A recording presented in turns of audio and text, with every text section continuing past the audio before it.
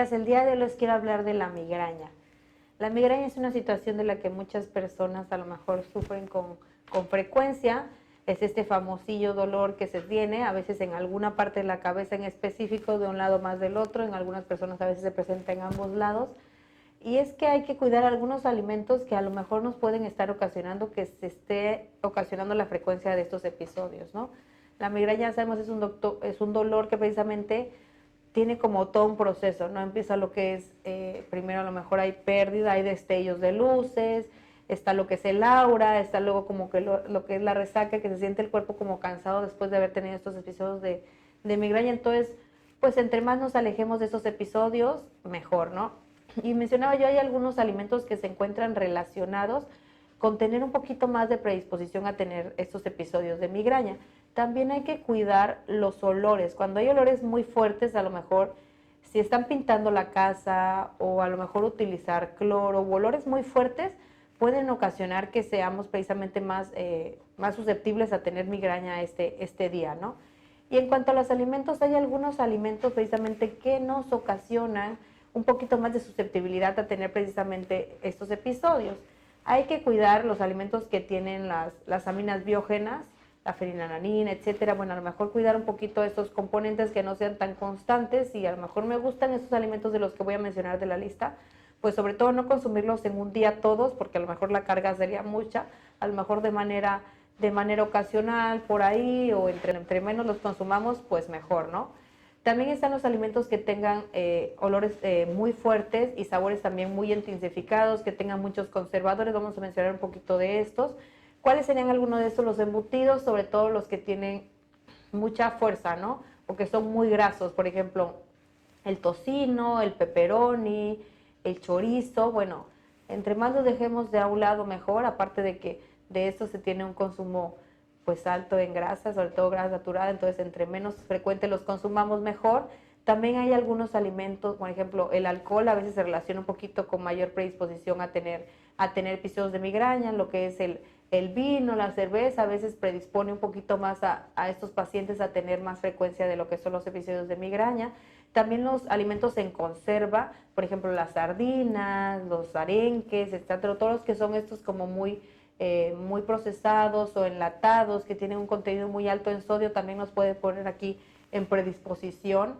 Y menciono ahorita también en la cuestión del sodio, igual es importante tener la tensión arterial controlada, porque a veces hay tanta presión en lo que son las meninges que se ocasiona esta susceptibilidad a tener la migraña. La presión arterial es muy importante controlarlo también en una persona que sufre migraña, para que los eventos sean pues cada vez menos frecuentes, ¿no?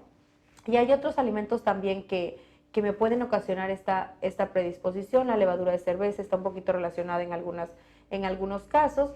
En algunos pacientes, no en todos, hay algunos que tienen los compuestos fenólicos, como lo que puede ser el té, lo que puede ser el café. Los alimentos que tienen chocolate pueden igual tener una mayor predisposición a tener un desarrollo de migraña en este día. Entonces hay que cuidar un poquito de esta parte.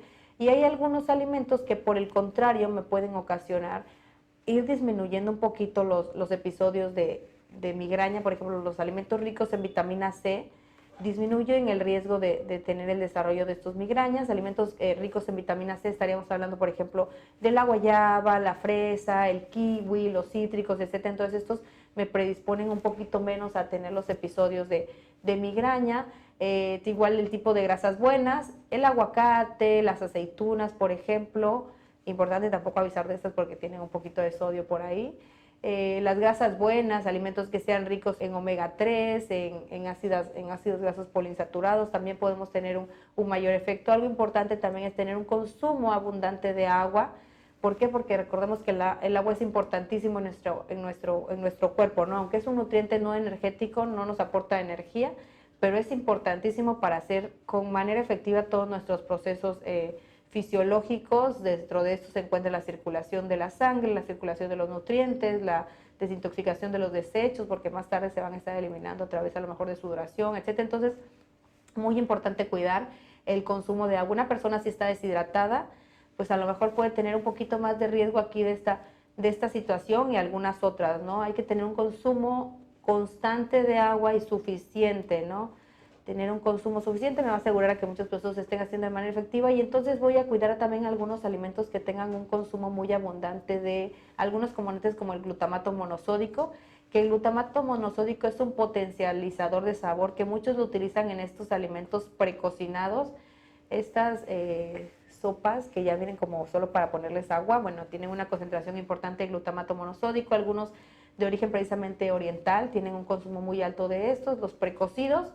En muchas ocasiones les ponen esto, también en algunas frituras de esas que no podemos comer solo una, tienen glutamato monosódico, entonces hay que cuidar por ahí esta parte, cuidar que el consumo de grasas saturadas no sea abundante, sobre todo que abunden las grasas buenas y las grasas saturadas pues sean lo más evitadas posible, ¿no? Si no las consumimos mucho mejor. Y vamos a cuidar un poquito esta parte, cuidando esto. ¿Qué sería lo recomendable entonces? Tener de un lado estos, evitarlos lo máximo posible, y entre más frescos y naturales sean los alimentos, pues mucho mejor, porque menos conservadores se tienen aquí y menos de esos potencializadores precisamente a tener el riesgo de desarrollar la migraña, ¿no? Hay que cuidar un poquito esa parte, yo creo que nos va a ir mucho mejor con los eventos de migraña. Bien, espero que haya sido de utilidad el tema de hoy y nos vemos en la próxima.